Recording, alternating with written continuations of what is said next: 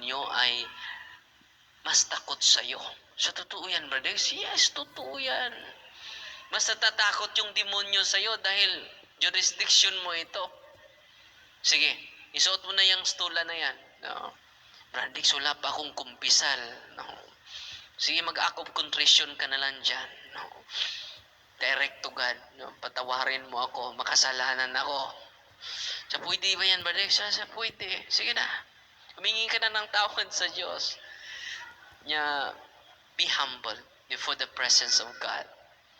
Yan takot ang mga demonyo sa mga pari na humble. At kinuha ko yung stula niya. Alam nyo, kinuha ko yung stula. Hindi pa kami nagsimula. Kinuha ko yung stula niya at linagay sa balikat sa babaeng ito. Hindi pa kami nagsimula. Sumigaw na ang demonyo.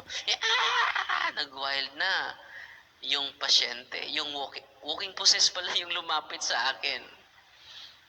Sa amin.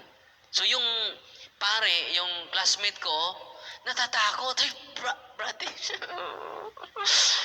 Huwag kang matakot, brothers. Hindi ka pa nagsimula. Nag-react na siya. So focus ka sa prayer.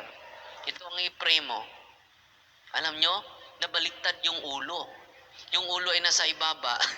When nag-pray yung classmate ko, ang ulo nasa ibaba. Yung kanyang mga paa nasa taas. So natatakot na naman yung classmate ko. Sabi ko sa kanya, huwag kang matakot. Focus ka sa prayer. At mga 40 minutes, paulit-ulit niya piniprayer yung deliverance, na-liberated yung ali. Ang sabi niya, Bradix, naniwala sa akin yung demonyo? No. Takot sa'yo yan. At dahil doon, sa kanilang personal encounter sa demonyo, hindi totoo yung mga movie na yan.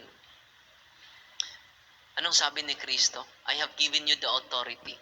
Luke chapter 10, verses 19 to 20, to trample serpents and scorpions, and nothing will harm you. Yan ang sabi ni Kristo. Yung movie, parang ang exorcist ang naposes. Totoo, hindi. Alam nyo,